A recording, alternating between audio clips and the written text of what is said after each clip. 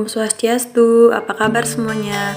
Perkenalkan, nama saya Putu Ayu Skarmini, NIM 2001002010080. Program Studi Pendidikan Agama Hindu semester 4, mahasiswi dari Sekolah Tinggi Agama Hindu Batara Guru Kendari. Nah, pada video pembelajaran kali ini, kita akan membahas tentang Pancayadnya.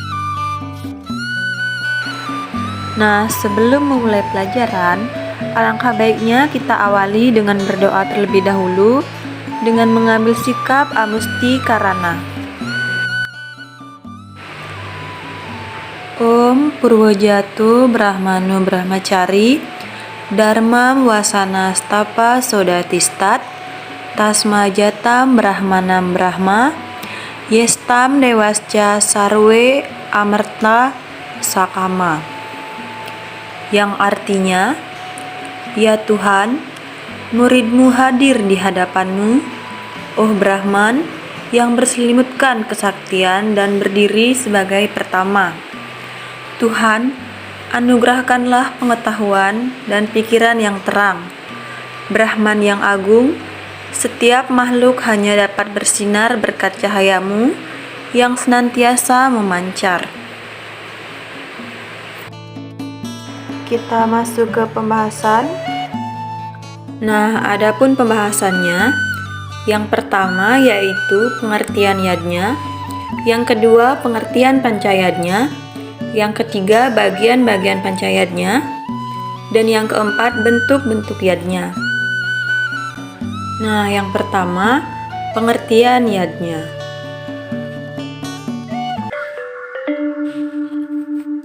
Yadnya merupakan pengorbanan yang tulus ikhlas dan tanpa pamrih yang dilandasi dengan ketulusan hati yang mulia. Yadnya berasal dari bahasa Sanskerta, yaitu yad yang artinya memuja. Dari yad menjadi yadnya yang artinya korban suci. Jadi, yadnya artinya korban suci yang tulus ikhlas yang ditunjukkan kepada ide Sang Hyang Widiwasa. Nah, pembahasan yang kedua yaitu pancayadnya. Pancayadnya terdiri dari dua kata, yaitu panca yang artinya 5 dan yadnya yang artinya persembahan suci yang tulus ikhlas. Jadi pengertian pancayadnya yaitu 5 korban suci yang tulus ikhlas kepada ide Sang Hyang Widiwasa atau Tuhan Yang Maha Esa sesuai dengan manifestasinya.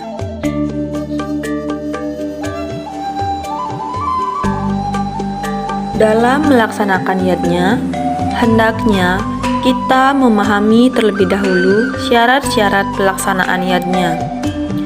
Adapun syarat-syaratnya, yang pertama, harus dilandasi dengan keikhlasan serta kesucian hati. Yang kedua, didasari dengan cinta kasih yang diwujudkan dengan rasa bakti yang tulus, cinta kepada sesama, cinta kepada binatang, dan cinta pada lingkungan. Yang ketiga, harus dilakukan sesuai kemampuan agar tidak menjadi beban bagi kita. Yang keempat, beryadnya harus dilandasi dengan perasaan, beryadnya sebagai sebuah kewajiban.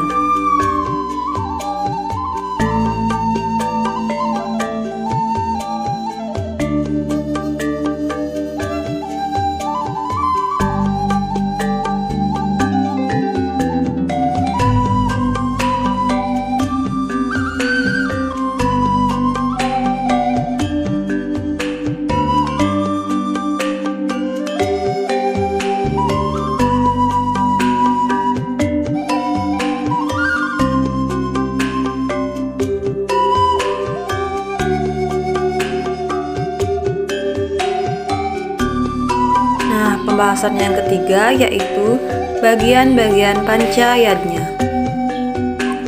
Adanya pancayadnya karena disebabkan oleh 3 jenis hutang yang dimiliki setiap manusia yang disebut dengan trirena.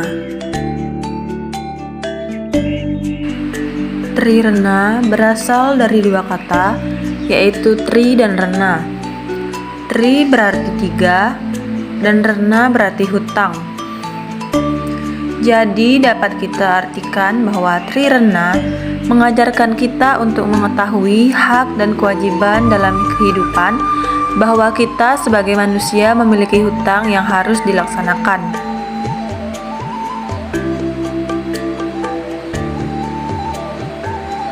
Trirena terdiri dari tiga bagian, yaitu Dewarena,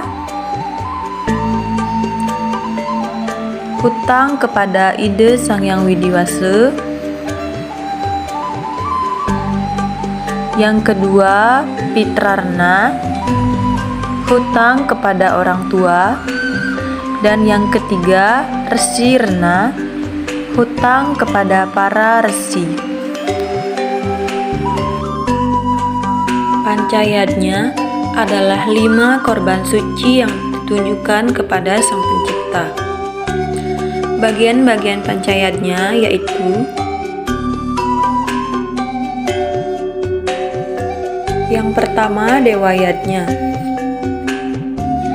Dewayatnya adalah suatu bentuk persembahan atau korban suci dengan tulus ikhlas yang ditunjukkan kepada Sang Pencipta atau ide Sang Hyang Widiwasa, beserta dengan manifestasinya dalam bentuk Trimurti, yaitu Dewa Brahma sebagai pencipta, Dewa Wisnu sebagai pemelihara,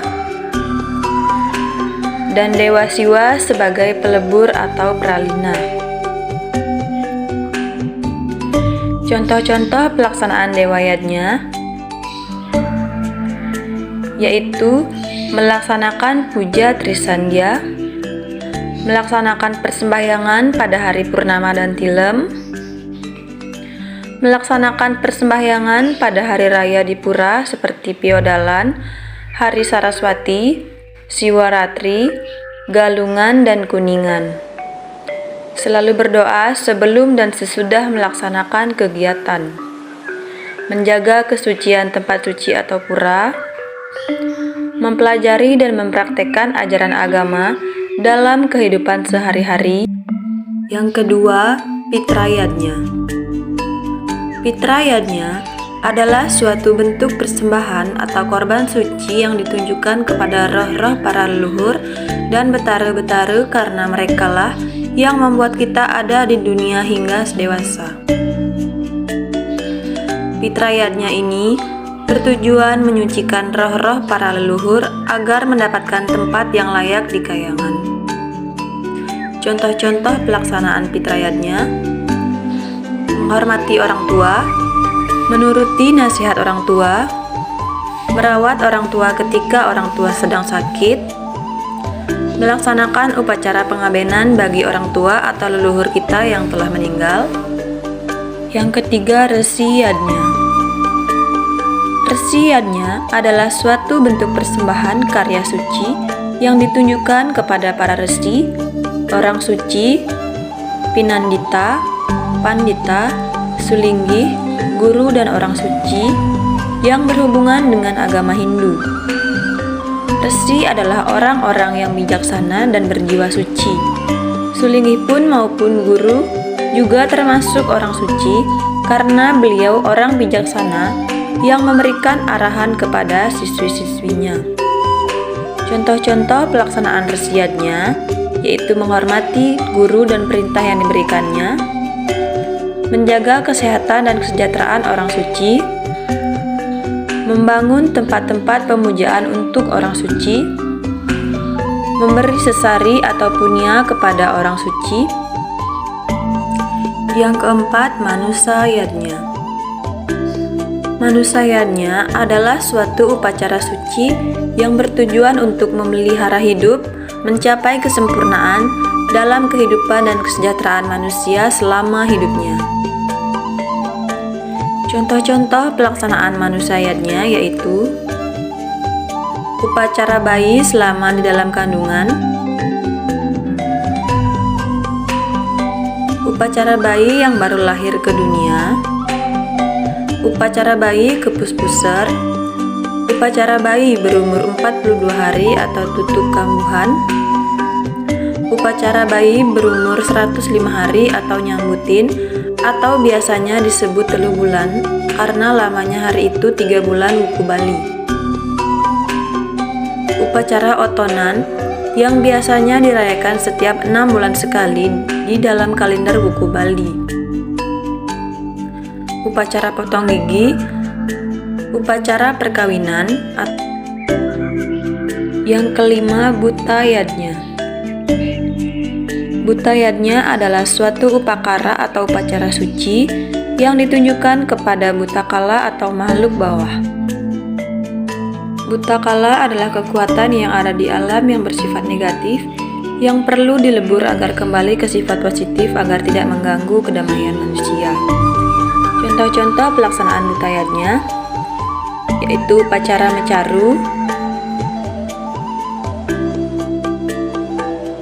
ngaturang segehan untuk menetralkan sifat-sifat negatif yang berada di bumi, upacara panca wali krama yang dilakukan 10 tahun sekali di Pura Agung Besakih, upacara Eka Dasarudra yang dilakukan 100 tahun sekali di Pura Agung Besakih. Nah, pembahasan selanjutnya yaitu bentuk-bentuk yadnya. Yang pertama yaitu widi yadnya. Widi yadnya adalah yadnya yang dilakukan karena atas dasar 3 hutang yang dimiliki oleh manusia atau trirena, yaitu Dewa Rena, Resi Rena, dan Pitra Rena. Yang kedua, drua yadnya, yaitu yadnya dalam bentuk materi kepada yang membutuhkan. Misalnya, memberikan dana punya atau membantu orang yang kesusahan. Yang ketiga, jenana yadnya, yaitu yadnya dalam bentuk ilmu pengetahuan, yaitu belajar dan pembelajaran di sekolah. Yang keempat, tapayadnya. Tapayadnya ini merupakan pengorbanan atau yadnya yang paling tinggi nilainya, karena dalam bentuk pengendalian diri, yaitu tapa brata, yoga, dan semedi. Yang kelima, jenis-jenis pelaksanaan yadnya. Jenis-jenis yadnya dalam kehidupan dapat dilihat dari segi waktu pelaksanaannya. Nah, di sini ada yang disebut dengan nitya yadnya dan naimitika yadnya. Nitya yadnya adalah yadnya yang dilakukan sehari-hari. Contohnya, melaksanakan puja Trisandya dan mebanten saiban atau ngejot. Sementara naimitika yadnya adalah yadnya yang dilakukan pada hari-hari tertentu. Contohnya piodalan di pura atau rainan, purnama dan tilem, atau galungan dan kuningan.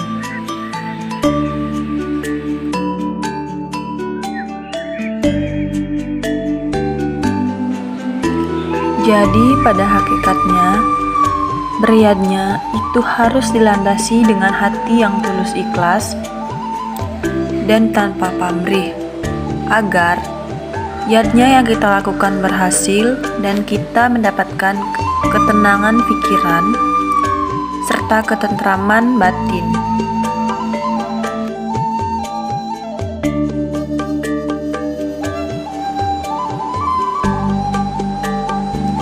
Demikian video pembelajaran yang dapat saya sampaikan. Semoga bermanfaat untuk kita semua. Apabila ada kesalahan, mohon dimaafkan. Akhir kata saya tutup dengan para mesanti. Om Santi Santi Santi.